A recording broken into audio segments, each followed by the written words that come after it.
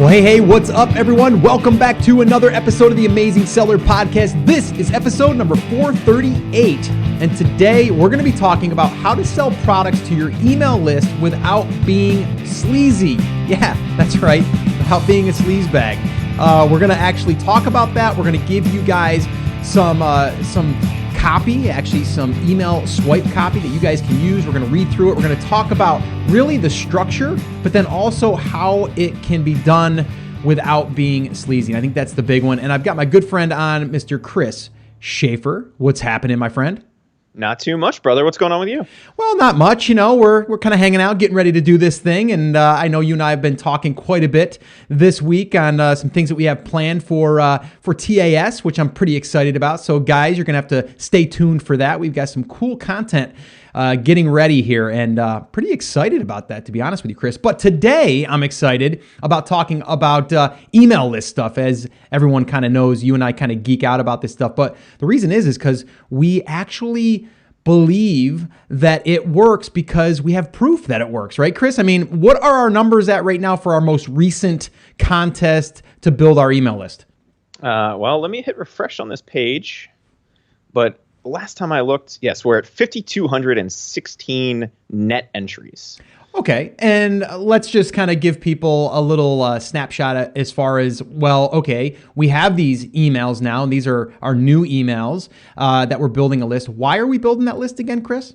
So we're building a list for a couple big reasons, Scott. The first is it's the best way, at least in our opinion, to launch a product, right? Anytime we're launching a new product on Amazon, we're building a list for it if it's inside of a brand. But the real reason is the long-term value of that list. And this is something that's happened online for quite a while. Everybody knows that an email list is the secret to that value. It's been one of those things since the early days of the internet that has been consistent. It's a traffic source that we control, and that's the real reason behind why we're building a list, right? We want to have a group of people that we can reach out to no matter what happens in this crazy internet world. If Amazon went away tomorrow, we'd still have, in this case, 5,200 people, although we're adding them to an existing list. So it's closer to like 16,000 people that are fans of our products. So if Amazon were to disappear, we could simply point them in a new direction and they could still buy our stuff while we figured out how to deal with it. Yeah. Right. And so having that ability, that long-term asset, and the fact that, actually talking to these people through email builds real relationships, which is something you can't do in a lot of other mediums online, is extremely powerful. And so we build it for those reasons. Yeah. And I think, some people think, well, okay, I'm going to build the email list. I'm going to launch the product. And then from there, I'm pretty much done with that email list. Right. And that's really what I want to talk about today. And I want to go into really some examples, but also give some structure as far as the different components, and really that we're not just building an email list to build an email list. We're building it in our market, where we can then educate. We can also get feedback. We can get all of those things. So there's more to having the email list than just selling product. There's also, and this is a big one, Chris, we get this all the time, like, what do I send my email list? And we're going to actually give you some emails that you guys can kind of model and kind of get inspiration from. And you can kind of use them to get yourself moving. Also, that you need to understand that it's, when you're sending an email, you're sending it to a person. You're not just sending it to just, someone out there that's a number. You're sending it to a person. And there's a lot of things that that person can do other than just buy things. So the first thing that I want to mention is, well, actually, you know what? The first thing I want to mention, Chris, is the show notes to this episode. That's what I want to mention, because we are going to have some swipe copy. You're probably going to want to go there, check out the show notes, head over to theamazingseller.com/438. And that will give you the transcripts, the links, all the notes, and any swipe copy that we give you guys, which we're going to give you a couple of examples here. We're going to talk about emails that get great opens, which again, we're going to be talking about. But the first thing that I want people to really understand, Chris, is that, and I just said it, but I'm going to say it again, understand there's more than just selling. These are real people, like real people. And there's a lot of different things that those people can do. Number one, they can share with others. And people don't think of that, Chris. They think to themselves, well, they didn't buy, they're no good to me. That's not the case, right? How powerful is it? And Chris, I mean, you can probably give us an example here of how this kind of happened to us. We actually sent an email, and then one of our subscribers ended up sharing that. What happened, Chris, when that happened? Which time? That's happened to us several times. But basically, we went from what we thought was going to be, a nice little product launch. We're going to sell 50 or 100 units. We sold several hundred units, right? And it's happened over and over and over again. And we can almost always trace a big spike like that to someone in our audience sharing a piece of content, which is really cool for us. And so anytime we send out a piece of content, we kind of brace ourselves to see what's going to happen in the new brand, because even if they don't buy from us, they might share in a group of their friends who all need that product, right? And that's one of the things that people miss in email, and you brought it up a little bit earlier, is like, oh, well, I already emailed them about it, so I don't need to email them again. Yeah. Well, this is a mistake that I don't just see, in TAS or in, people in the Amazon space or the e-commerce space. I've seen this for years in the businesses that we consulted with. Even 5-6 years ago, you walk into a large company that has 300,000 email addresses and they haven't emailed them in a year, right? And it's because, well, we don't have anything to send them. Well, there's always something to send them. Just because you don't have a sale doesn't mean that that's the only way that you use the email list, right? There's a lot of different things. We have a lot of different objectives as a company, and the call to action is not always and should not always be buy something, right? We send emails, and Scott, this is like a big marketing no-no with no real call to action. Yeah. Right? Yeah. It's just, here's some value. Guess what the call to action is? Go check out the cool stuff we're giving you for free. That's the call to action, right? It doesn't have to be this big elaborate thing. And I think there's a few things that people run into in terms of hurdles. One is like, what do I send people? And two, why would anybody want to hear from me?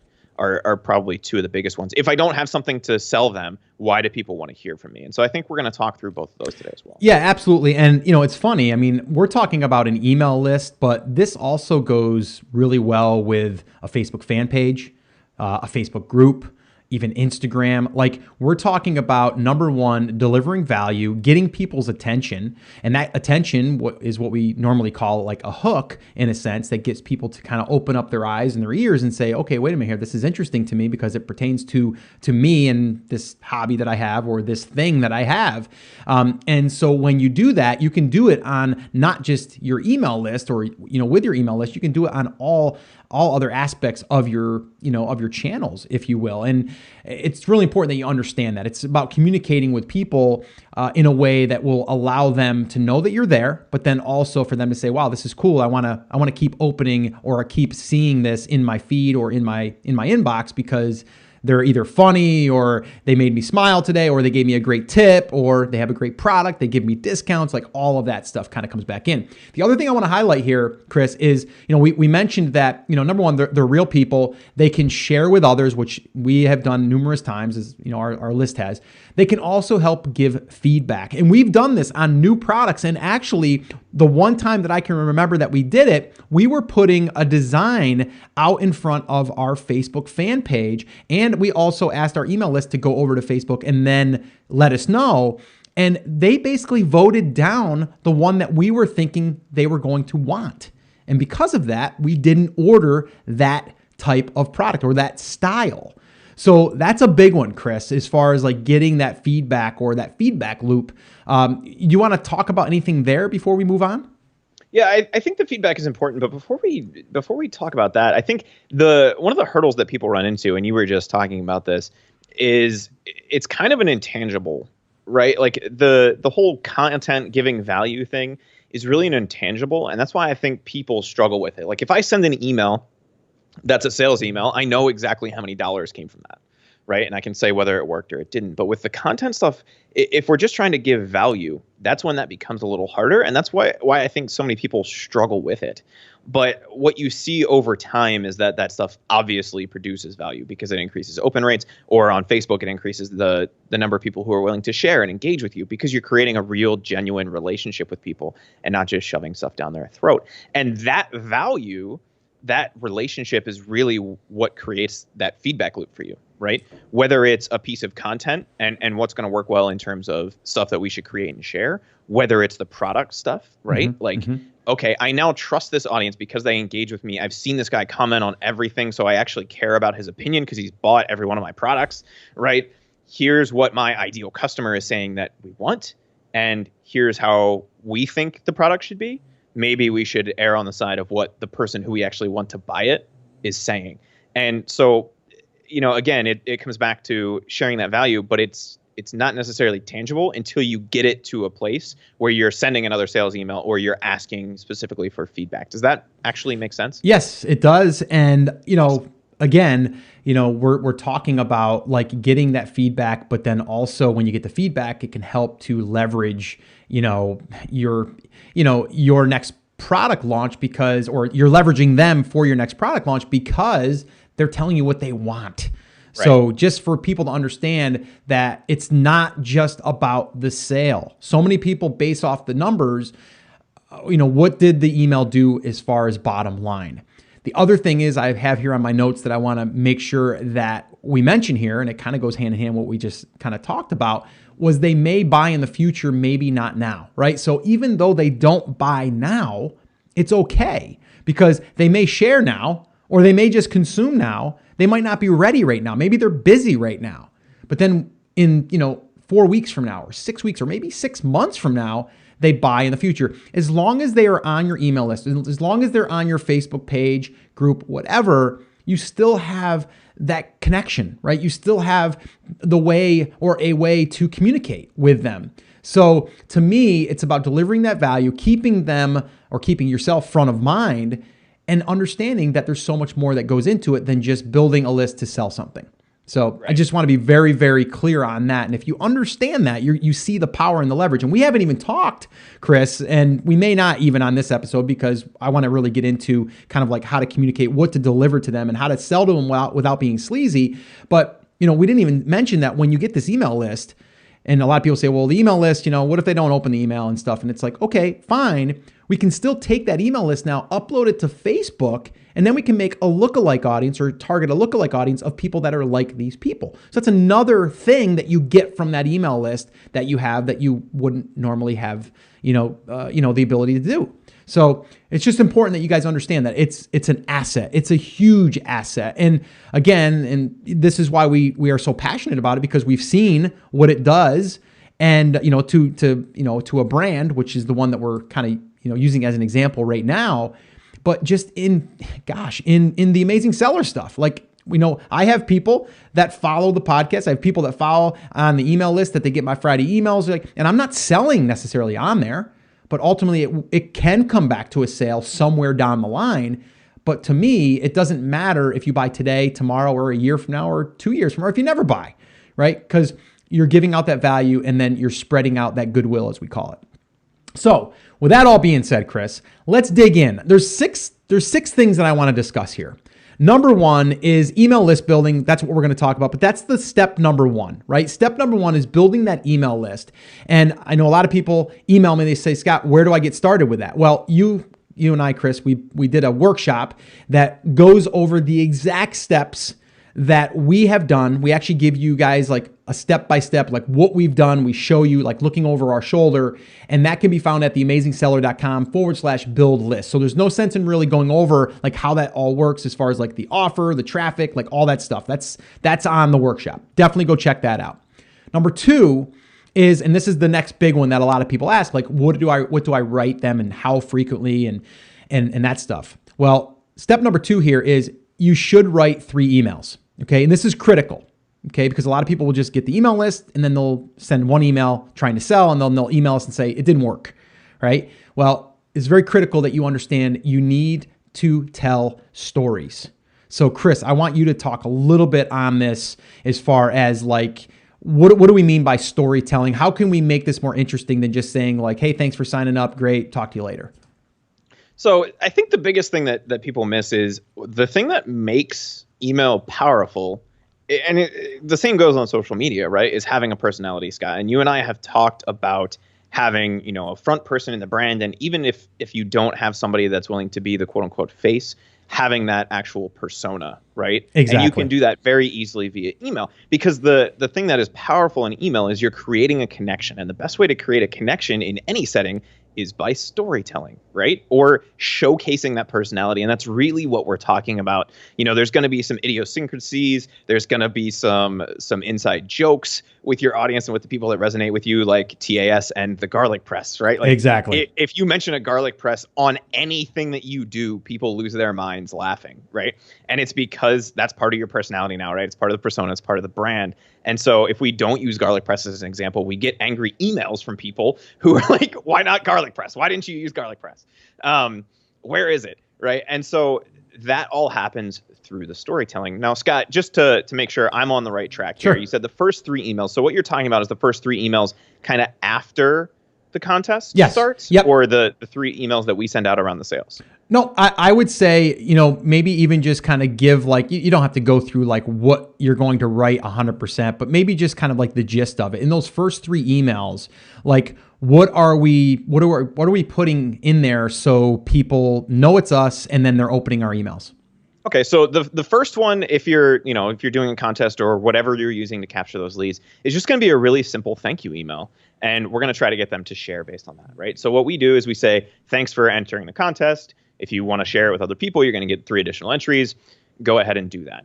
The next email that we're going to send out, and we don't necessarily do this in a sequence, like we don't schedule this in advance necessarily, but we do send a weekly email. So anybody that comes in is going to get that. We're going to send an email that is a piece of content and usually a reminder, right? So the example that we have that we were talking about before we jumped on here, Scott, we said the new way to catch fish, plus it's over soon, right? So we're just letting people know that, with the last few weeks of bass season upon us, I wanted to take a minute to share a new trick that I've been using. And then we show them the trick, right? We just send them a link to the YouTube video about the trick.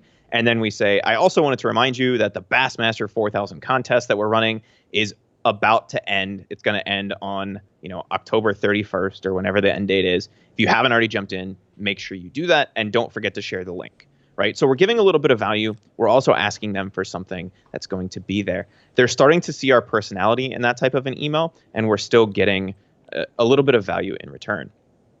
The next thing that we send, and the example that we used here is called My Big Secret. That's the email subject. And it's basically just a content-only email, right? So there's no call to action. There's nothing asking them to do anything other than look at the cool thing. And the reason that we're doing that is we're really trying to show off that personality at that point. And if they're willing to open and engage with this, we know that they're going to be good for us long-term, right? So the subject that we use for something like this is My Big Secret, right? And so we said, hey, tonight's a fun night. I have a bunch of my friends over. We're making our own lures to use this season. We've been doing this for a few years now, and there's nothing better than sitting around, getting ready for the season with a few friends, trading tips, and of course, some fish stories. Before they come over tonight, I wanted to take a few minutes to share some of my favorite lure making tips with you. I jumped on a Facebook Live, and I show off how to make my super secret lure. Click here to check them out, right? Then we actually ask if they have a tip that they want to share with our audience. And we do that for a couple of reasons. One, people who send us an email back, and you will get emails back on this kind of thing, are going to be our super fans, right? And we've sent basically 3 emails at this point. If people are engaging then, those are going to be the super hot people. And we know that they're going to be good for us long term. And 2, it actually gives us ideas for additional content that we can create for free provided by our audience. So we're not sending anything super complicated here, but in those 3 emails, we're able to get them to enter the contest if they haven't already, or enter their wife, enter their friends. We're able to get them to share, and we're able to get them to engage with a piece of content without having to ask them to give us any money even at that point. Does that make sense? Yeah, and that's great. And it's exactly what we want to do. Like we're letting them know that yes, you've signed up. So now they've opened that email, and they also get another chance to share it, which is going to be great, because if they share it, and if you go through our training in the build list training on that workshop, you'll see exactly what we mean as far as like how we incentivize them for sharing the content or the contest. So it's really, really critical that you understand that those 3 are very, very important. Now, the third part that I want to talk about is like, let's say that the contest ends. Now people say, well, now I got nothing to email those people. So I like to, and I know we do this in the new brand, is send out weekly content. So get yourself on like a little bit of a weekly content schedule that you're always going to be emailing that list. And another big question we get, Chris, a lot of times is like, what if I don't currently have my product? Like, what do I email them, and should I be even doing this before I have my product? So those are some things that people ask, and we can address those. But what do we write at this point for weekly content? So maybe we can just kind of talk about that really quickly, and then we'll talk more about like the opens, the clicks, and all that stuff. So there's a few different ways you can approach this. There's kind of the bare bones approach, and then there's the way that we're doing it in the new brand because of some of the resources that we have, right? But either way, the email is going to look very similar. We're basically sending content only emails, right? That third email, the like my big secret email, on a weekly basis. Now, if you're creating your own content, you're putting it on a website or you're putting it on YouTube, wherever you're publishing that content, you can easily link to that stuff, whatever you created that week. If you're not, and that's what we're doing in the new brand, we're creating content on a weekly basis. Actually, it's 2 or 3 times a week because we have some resources in place to be able to create great content for our audience. But the thing that a lot of people run into, Scott, and let me know, Owen just decided to attack my desk. Let me know if you can hear him in the background. I couldn't, but okay, go Owen, go. I don't know why he thought I was playing with him. I'm standing here, and I have been. Maybe your hands are going really crazy because you're explaining something. If you don't have your own content, you can share other people's content. Yes. And that's what we started out doing, right? All you have to do, and people all the time say, I don't have anything to share. Go to YouTube, go to Google, and share OPC, other people's content, right? Yeah. Find some really cool bass fishing videos. Find some really cool ways to clean the garlic press, and just link people over to that.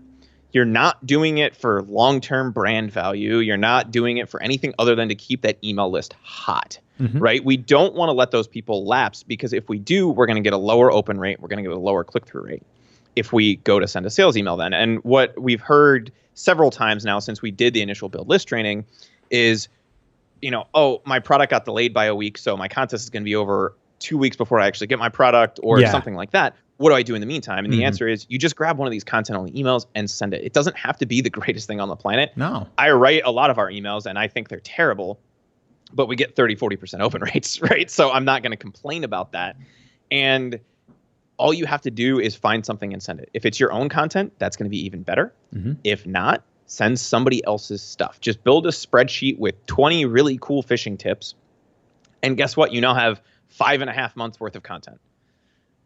Right? Yeah. That you can send out at any point. Yeah, and that's the thing. Like, just, a lot of people, they kind of get scattered as far as what they got to do. Like, to me, it's like once you're building the list, now it's really about like, okay, what are some ideas of what you can send that list? You may even want to sign up for other people's lists and get ideas of how they're sending it. Okay. And it doesn't even have to be in your market. It could just be, maybe you're in the fishing market, but they're in the cooking market, but you're getting ideas of what they're sending. And you're like, oh, cool. I could come up with like 6 different tips on, how to do X, Y, and Z, because that's what they sent out, right? Or maybe you're seeing how they structure the email. Like, that's how you can learn from this. Now, we're going to give you some examples here, but understand that you don't have to write these long emails. I say shorter emails are better anyway. The other thing is, do not write your email in a big giant block of text. Break it up. Your English teacher will probably be cringing, but you just want to break that up so it's scannable. That's the other thing. So, Chris, with that being said, let's now jump into another important part of this. This is like our step 4 here, is really like understanding and applying this, but really selling the open of the email. We call this the hook. All right. So there's a couple of different things. Number one, do not write a long subject line. Number one, it gets truncated when you're looking at it on mobile. So your first like 4 words are probably the most important. So let's talk about the hook, Chris, really quickly, and maybe give a few examples of the hook. And the hook is really like getting people to be either curious or asking them a question. Like, those are ways to get them to kind of perk up and go, oh yeah, this kind of pertains to me. This is interesting. So Chris, you want to share a couple? I got a couple I can share too. You want to share a couple? I'm just standing here laughing because you're calling this the hook, which is, that's the marketing lingo for it, but all of the sample subject lines you have are fishing related.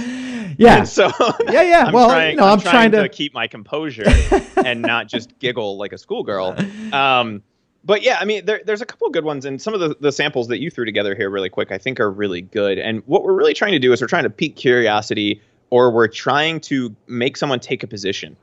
right? Anything that gets them out of their state. And this is a place that Joel, like having Joel on might be a really good place to talk about this, but it's an interrupt, right? Because when people are scrolling through their inbox, they're looking for something that stands out. Everything kind of looks the same. So anything that piques curiosity makes them angry because you've stated an opinion. Anything like that works really well. So one of the examples that you gave here, Scott, that I think is really good is this trick helped me catch a 3-pound bass yesterday. Yeah. What I would probably do is I would say this weird trick. Yep. Right. And it's going to be something that people go, well, what's weird? What's this thing? I want to catch a 3-pound bass. They'll open it. The DIY spinnerbait, best DIY spinnerbait, lowest parts included. Yeah. Well, I put in there like it's like your parts list is included, but I put Lowe's in there. So if depending on where you're from, Lowe's, Home Depot, or you can just put parts list included. You know what I mean? So you can have that stuff in there because I think again, DIY people always want to do it yourself, right? And spinnerbait, I'm calling out again. I know it's people that are interested in catching bass and. I'm going to really make myself sound stupid here, but spinnerbait, I believe you can catch some bass with. So that's what I would put in there. And again, it's really short and punchy, right? Like DIY spinnerbait. Like, so someone's like, if someone's into that stuff, they're like, okay, cool. I want to be able to make my own spinnerbait and try it. And then they have parts list included. So now you're asking yourself like, well, can I make this myself? Well, I'm going to actually give you the parts list so you can actually just go out and find it and then build it yourself. So that one there to me is a good one. The other one that I like here that I came up with is even just using a number like 3 of my best lures I can't live without, right? So you immediately, you hear 3 of them, you hear it's my best, and then you say the ones that I can't live without. So it's kind of like when someone's a professional, like if you're a photographer and you say, here's 3 lenses I can't live without. Like you want to know what lenses they are because you're an upcoming photographer or you're even just a pro photographer and you're saying like, well, I want to see if they're the same that I use. So just some ways to get curiosity. The other ones, and I'm going to pull some from the examples that we have, the new way to catch fish, right? My big secret, that was the one we shared a minute ago. Hook, line, and floater.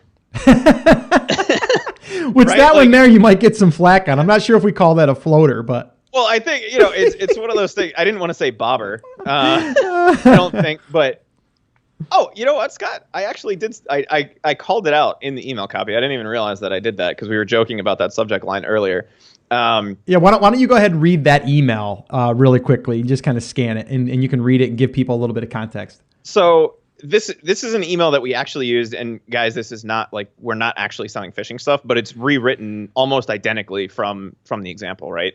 So the subject line is hook, line, and floater. This was what we call a hybrid email. We use this as the second email in the 3 email sales sequence that you guys have heard us talk about that we use for product launches. And the subject line is hook, line, and a floater. So it says, hey, I just wanted to quickly jump in and let you know about a really cool trick that I found this weekend. Did you know that a hook, a line, and a floater, not that kind of floater, is all you need to spot where the biggest fish are in any given body of water? Check it out here. And we're linking to someone else's YouTube video. I'm going to be honest, I never realized that spotting a turtle's head floating above the water could be such a good omen for that spot that I was fishing in. I tried it this weekend and got the biggest bass of my life. This stuff works. So the floater is actually a turtle's head in this case, right? And that's the big secret to catching the big bass. They actually hang out with turtles, apparently, according to that YouTube video. So, and then at the bottom, we're just saying, P.S. If you wanted one of the cool Reel-O-Matics, like the one that Bo is using in this video, head over here and use promo code REELM50 to get 50% off before Sunday. The reason we have a sales call to action in this one is because we're using it as part of a sales sequence. Yeah, and again, we call that a hybrid, right? So there's no sales being done in the front of that email, right? So you're kind of being humored a little bit, like Chris sprinkled in a little bit of humor, but actually something that you might be interested in. It's kind of neat to see kind of like how Bo actually figured this out and he's sharing that. And it's not you. You're not the expert. You're just sharing something that you found that you thought was pretty cool. And then in the PS, it's like, oh yeah, by the way, if you want to use, that Reel-O-Matic that Bo's using, go ahead, click here. We've got a special discount for you guys, for the weekend, something like that. And I think it's really important too that we highlight that, Chris, is that we also gave a deadline. A lot of people don't do that. You should add a little bit of scarcity in there when you are trying to push sales through a promo. So just a little side tip there for you. That might be a writer downer for you. Really important. But you see how we did that though? There's like nothing salesy there. Like we just threw that in at the end. Oh, by the way, here it is. So there's nothing salesy happening. It's actually educational. It's fun. It's something you're interested in, and you're not like looking at it like, oh, this person's trying to sell me something. They're actually giving me value first. So right, and I think that's important because we were talking about, you actually said sell the open, right? And we're doing that with a hook. If you guys are struggling with coming up with subject lines, go somewhere like Yahoo and open any news article, scroll down to the bottom and look for like the Taboola content. It's going to be the ads kind of at the bottom of those articles, and it'll say sponsored content. Those headlines are usually amazing because people are paying for that placement. The other place you could go is somewhere like BuzzFeed, right? Mm-hmm. Where they do a lot of like 10 best lists, but they also do one weird trick and a lot of those kind of articles. Their entire model is based off stuff going viral on Facebook. Yeah. And so if you look at their titles on blog posts, it'll give you some ideas to kind of jump into that. The second job that we have then, Scott, after we've gotten people to open, is we need to do what you're calling sell the click. Yeah. And one of the ways that we do that is through the hybrid content. So regardless of whether we're trying to get them just to visit our content or whether we're trying to get them to buy something from us, we need to actually get them to click once they've opened it. We have a second job to do now. Yeah, and that second job, like you said, is clicking either the content or clicking a link to go over and purchase something. In this case, we have two links in that email. We have one to a YouTube video and we have one to a product. So now you may have a click that gives a link to, or a link that goes over to the YouTube video, and then in the PS, you may have maybe something that you're doing inside your Facebook page that you want people to go over there and leave a comment on. That could be your call to action there. That could be selling that click. Now, like Chris said, I call it like selling the open and then selling the click. When you have an email, you have to understand that you have an email list, you have people on that list. You're sending them an email. The very first thing you need to do is you need to sell the open, meaning you need to get the attention of the open and get that done. Like that's job number one after you have the email list. Job number two is obviously making them or having them do the next thing, which could be clicking on that link to go watch the video, or click on the link to go buy your product, or click on the link to go, put your comment in on the Facebook page. So these are different ways that we call selling the open and then selling the click. If you can't get the email opened, you don't have a chance of getting the click. So we often talk a lot about open rates. What is the standard open rate, Chris, in the industry of sending emails in various markets? Like, what is the standard? I would say mid-teens. Okay. is typically what, so I mean, and 17% and 17 to 20 is going to be on the higher end of average. Yeah. If that makes sense.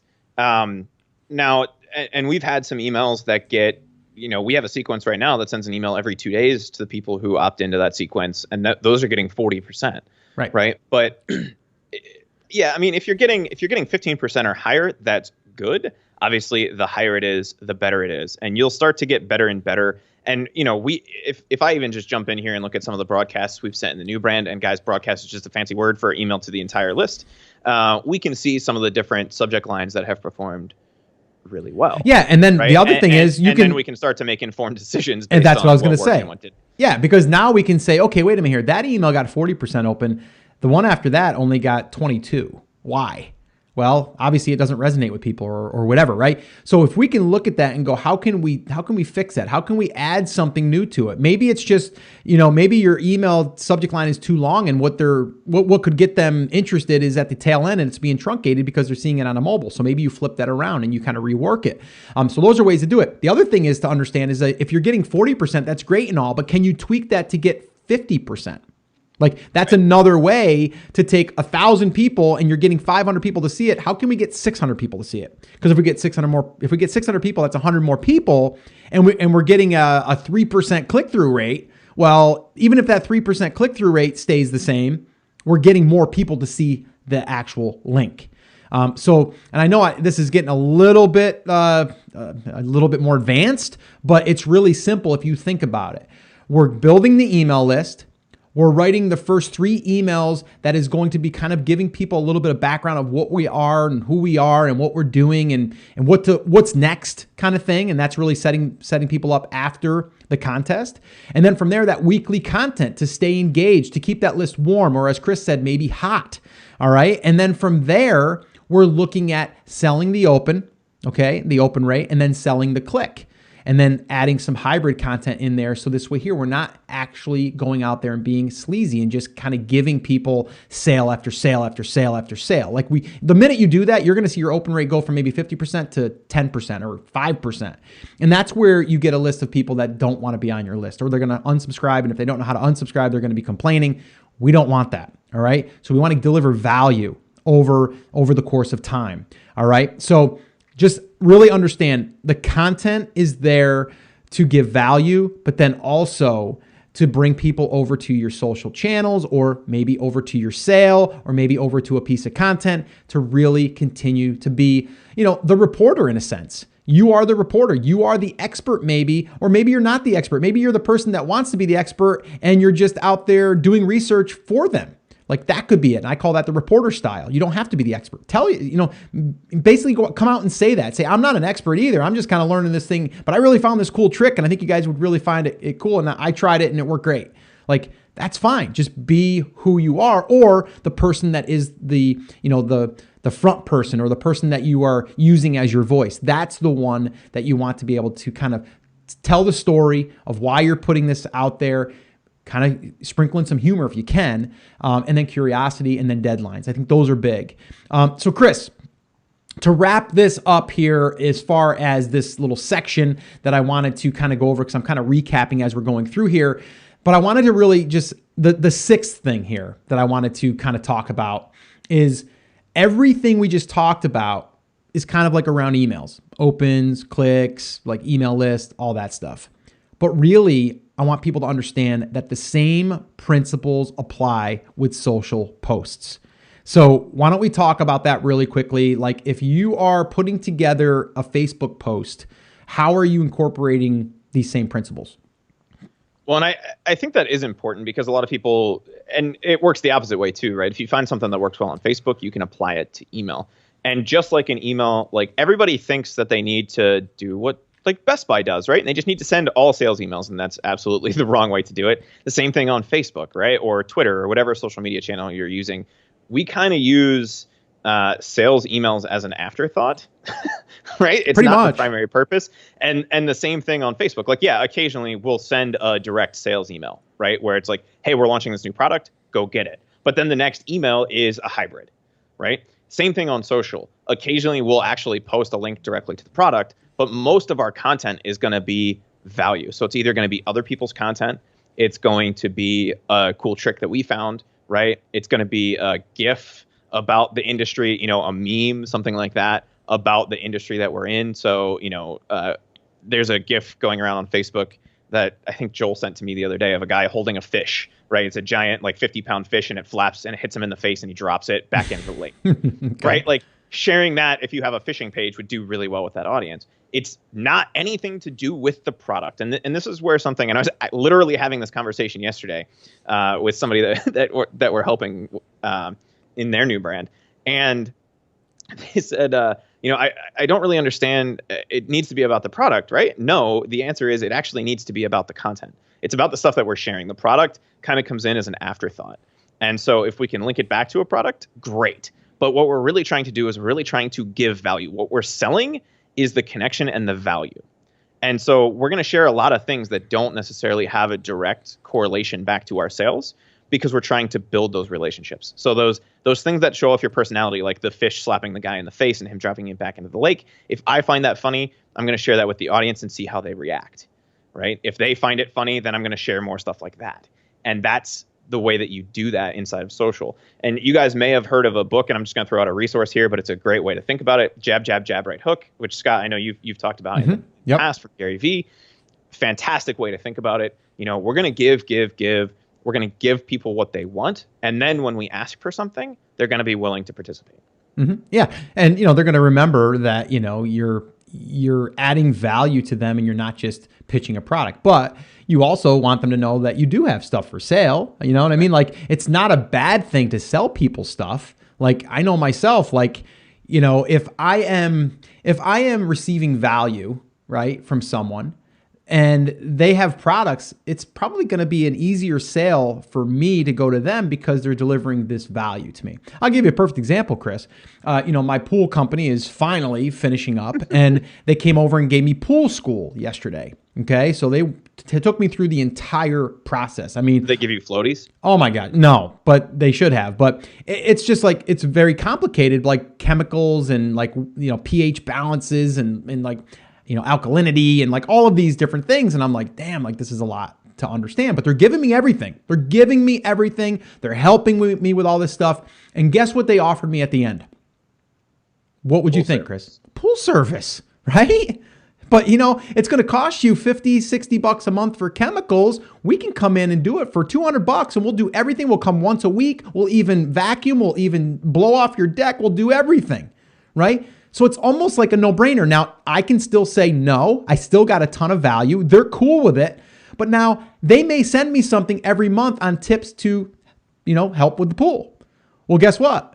I may eventually just say, you know what? I think I'm just going to have them do the pool because I don't want to deal with it. I've been dealing with it and it's kind of frustrating. So again, just another example of how you could do it, and they could intertwine some things to do in your pool for the summer, how to have a great party, how to be safe with kids, like all of these things. Now that I have a pool, that would then pertain to what I am doing. They could also sprinkle in some funny stuff, what you can do as for a kid's party, whatever, right? So there's ways that you can do it. And eventually, like I said, I may say, go ahead, just do the pool service, which by the way, I did do the pool service, by the way. I'm not going to monkey with that, at least for the first 6 months, because the plaster is still curing. So as the plaster is still curing, it's very important that your pH is right, because if not, you can ruin your plaster and then you're going to shorten the lifespan on that. So they scared me in a sense. So I bid on it. Oh my gosh, look at that. I just did that too. We're talking about fishing and I just bit on that piece of bait that they threw out there for me. Chomped down on the bait. Yeah. But they didn't overly sell me. That's the thing. And it's crazy because the pool company, the construction side, terrible. I wouldn't recommend them. The service side, love them. Like really, really good. So I told them they should probably change the name. That's what I told them. I'm not even kidding. So you don't want to be associated with them. No, I go, you don't want to be associated with them, because those guys, I mean, the minute you were coming over here and I knew you were going to try to sell me service, I was not buying it. I'm talking to you now. You're telling me everything I want to hear. You're telling me that if I have any issues, you contact you, not them. I'm in, right? So I want to throw out two mistakes, Scott, that Sure. I see people making all the time. And the struggle that even we have is striking a balance between the two, right? The first mistake that I see people making, and we talked about this a little bit on the email side, is it's nothing but sales, right? That we'll call that the used car salesman, right? It just doesn't feel right because you're just hammering over the head to get the deal. It doesn't matter. We're gonna sell. It's truck month, truck, right? Sunday. Yeah. You need to come buy it. And yes, you are gonna get some sales through that in spite of it, but it's not necessarily because of it, right? It's just, you're top of mind. So the 3% of people who need a car this weekend are going to come down to Bobby's used car sales before Sunday to make sure they get the thing, right? The other side of that is, and I'm trying to think of an example, but have you been to like a farmer's market where people sell homemade candles? Yep. Or homemade soap? Yep. And we had... There's a lady here that sells homemade soap, and if she's a podcast listener, let me know and we'll help you with this. But she's the exact opposite side of the spectrum. She's like, yeah, we have soap. You should smell it. Right? Like, there's no call to action. She's not asking me what I might use it for. She's not giving me any value. She's like, it's soap, right? Here it is. It exists. And we can't do that either, because we need to let people know how it's going to help them. We need to actually give them the opportunity to purchase. Right. So we have to strike a balance between being the soap lady and the used car salesman. And by doing something like, and ironically, we called these hybrid emails before I started going through that. By using that kind of hybrid approach, we're giving value. We're also letting them know how it might impact their lives. So we're giving them a little bit of a sales pitch. And if they're interested, then they can go get it. We're giving them an outlet to do it. So we're asking for the sale in a non-aggressive used car salesman way. But unlike the soap lady, we're actually asking. Yeah. Right? Yeah. We have to strike that balance, and using this type of email lets us do that tremendously well. Yeah, and I think just to kind of wrap things up, I mean, again, just understanding that these are real people, and you also need to you need to sell, okay? But there's and it's not a bad thing to sell. There's just better ways to sell than going out there and just hitting people over the head until they buy, or the minute that they don't buy, you just discard them. Right? You just say, you know what, I'm done with you. Kind of like my neighbor up the road that tried to get my wife into an MLM type thing. We won't get into that topic. But if you guys heard one of my Facebook Lives, or I might have even mentioned it on the podcast. Trying to come off as you're trying to help, but then really not helping if you don't buy, kind of thing. That's not what we're doing. And if you guys are listening to the podcast for any length of time, I think you guys already know that. For me, personally, this is episode 438, and there's people that have listened to the podcast who've gotten tons of value, who've launched businesses and have not purchased a thing, and I'm cool with that. You still paid me by sharing with me that you launched a product successfully and it's changed your life, and I've got you up on my thank you wall. Like, that energizes me, that fuels me. So in a way, you have, and you might have told people about the podcast. You might have told people about the private label classroom. You might have told people about a workshop that we've done, right? So I think you guys see, just by even watching what we're doing here on the podcast, it's about giving value, helping people, genuinely helping people, not forgetting and discarding people if they don't buy. And if you do that, I'm telling you right now, that'll work forever. It doesn't matter the channel, the platform, email list, Facebook, whatever the new platform will be in 10 years from now. It does not matter. People are people, and people don't want to be hammered over the head with, and they want to be treated. They want to be treated good, and they want to be delivered value. The thing that's interesting there, Scott, and you started to touch on it, the opposite side of not hammering people over the head is the candle lady who never asks. And that's the other side that I see people end up with a lot in the email, is they send tons of content, and that's great, but people don't know that they actually have stuff for sale. Yeah. Right? Like, and if what I have as a fishing company is going to help somebody catch better bass, then I kind of have an obligation to at least tell them about it. Right? Like, if our mission, and to me, everybody that's building a brand should be genuinely interested in helping the people that are their potential customers. Right? Yeah. And you're going to do that through content, but you're also going to do that through your products. And if they don't know that it exists and it's something that can help them, you're actually doing them a disservice by not sharing it with them. That doesn't mean you hammer them over the head, but you need to at least make them aware of it from time to time. And that's why I like the hybrid emails that we're sending.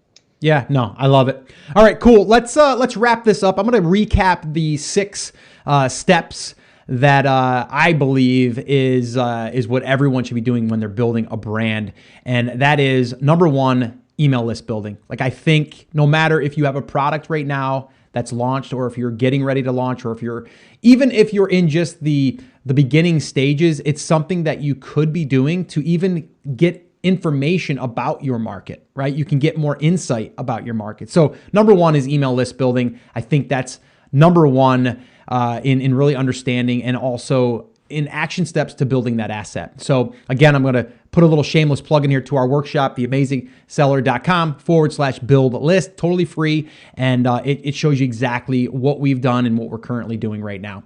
Number 2, writing your first 3 emails, talking about your story, or talking just about a story that had happened, right? So, kind of weave in a story if you can, and then letting people know about the contest, what they just signed up for, and what's to come, like what's happening next. Number 3 is writing weekly content, and it doesn't have to be long. It just has to be, value, and it could be small little nuggets that you find, and that you're the reporter. Okay. And you don't have to really worry about what to write. Just sit down, like Chris said, get a spreadsheet and come up with some really great titles or subject lines that will grab attention. And then from there, you can figure out what you're going to include in there. And then number 4 is selling the open of the email. Understand that if we have an email list, that's great, but we have to be able to get people to want to open the email. And that's what we call selling the open rate. Okay. Or selling the open. That's the hook, as we call it. And then number 5 is selling the click. So once we get someone to open, now the next thing that we need to do is get people to actually click on something, whether that's a piece of content, whether that's a sale, or whether that's maybe to share something or give their opinion on something. And that's something that we call the hybrid content approach. And then number 6 is All of this that we just talked about is basically the same in social posts. So when you're writing social posts, still use these same principles and the same storytelling, all of that stuff. It will work the same inside of those social posts. So, Chris, with all that being said, that was a mouthful and we stayed on for quite a while today because I know we can keep going on this stuff. Is there anything else you wanted to recap with before we wrap up officially? I think just the biggest thing, the biggest takeaway of all of that, and we harped on it for probably half of the episode, is give, and then you have to actually ask at some point. But what you're really trying to do is give value to that audience. You're trying to help make their lives better. And I know it sounds like woo-woo. Yeah.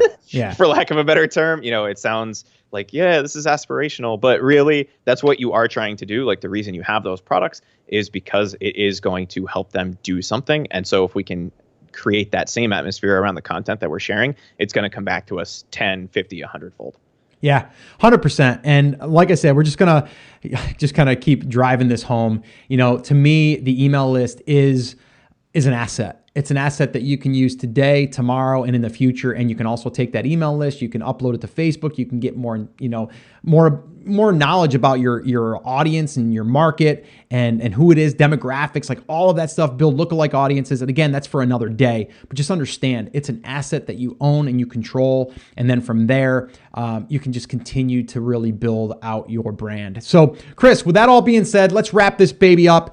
I want to remind people of the show notes. They can be found at theamazingseller.com/438. And then also we are going to be including some swipe files there for you. Some of the emails that we shared and even a few more. We'll give you guys that. So you guys can just go ahead and swipe it and just model it and just use it as inspiration if you want. And we'll include that in the show notes. And then again, the build list workshop, theamazingseller.com/build list. Definitely go check that out. Totally free resource. It's myself and Chris going through this entire process. And we actually give an example of how we did it in the sneaker head market. So you can go check that out there as well. So Chris, are you ready to wrap this up officially?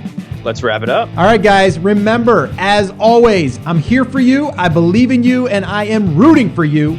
But you have to, come on, say it with me, say it loud, say it proud. Chris is going to do it with us today, right, Chris?